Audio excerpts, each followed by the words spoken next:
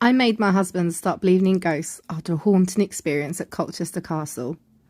I've been trying to do voiceovers for these sort of videos for a long time, and I've given up with the whole talking about art and stuff and what's on the video because it's really boring. So I thought I've got lots of stories of things that happened to me, and I thought I'd start sharing some.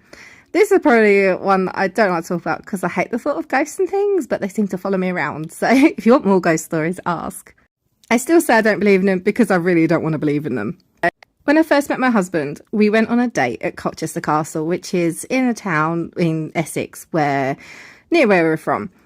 And I didn't like architecture and castles and things. I love them now, especially now I live in Wales. But at the time, I was really freaked out by it. I don't like studying medieval history and things. It's too terrifying for me.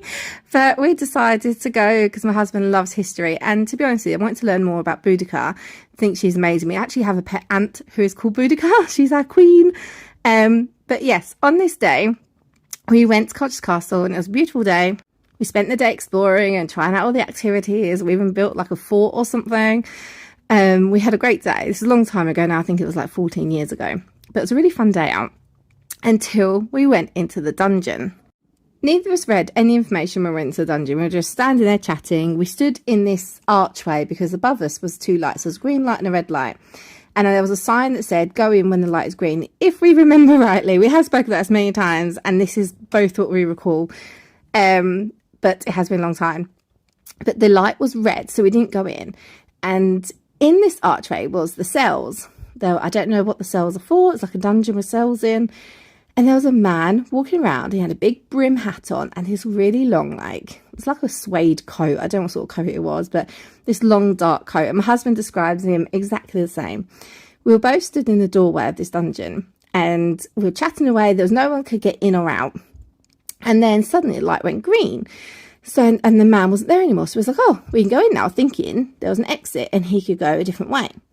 We walked into that dungeon, and there was not a person in there. There was nobody in there. There was no way out except for where we were. And both me and my husband just went cold. And we walked out, and my husband was like, where did he go? And he started to panic.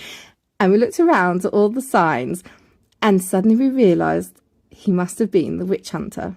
Matthew Hopkins was the witch hunter general in the 17th century, and he would imprison potential witches and interrogate them in those dungeons.